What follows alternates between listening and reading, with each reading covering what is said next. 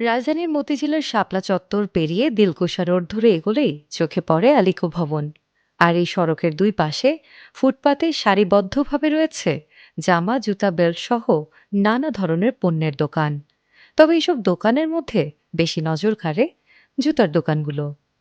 এখানে ৫০০ টাকা থেকে শুরু করে ৮ থেকে ৯ হাজার টাকা দামের বিভিন্ন ধরনের জুতা পাওয়া যায়। বিক্রেতাদের সঙ্গে কথা বলে জানা যায় এসব জুতার একটি বড় অংশ বিভিন্ন দেশ থেকে আমদানি করা হয়।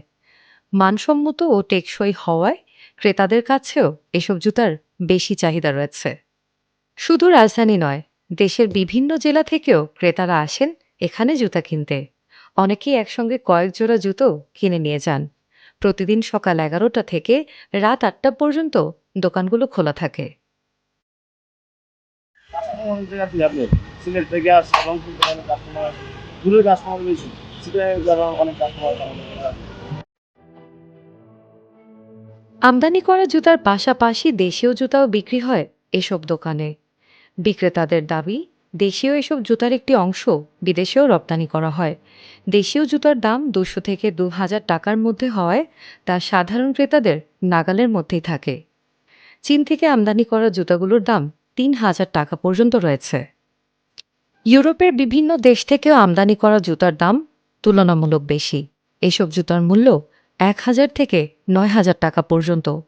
বিক্রেতাদের দাবি, একই মানের জুতা দেশের বিভিন্ন শপিং মলে ১২ থেকে ২৫,০০০ টাকা পর্যন্ত বিক্রি হয়।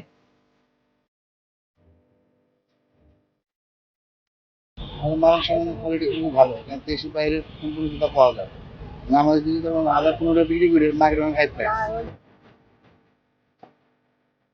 রাজধানীর ব্যস্ত বাণিজ্যিক এলাকার এই বাজারে সাশ্রয়ী দামে দেশীয় জুতা থেকে উন্নত মানের আমদানিকৃত জুতা সবই মিলছে একই স্থানে। তাই মানসম্মত জুতা কিনতে এখনও অনেকের প্রথম পছন্দ দিলকুশা রোডের এই বাজারটি। সাবিকুন নাহার রিঙ্কি, CZN24, ঢাকা।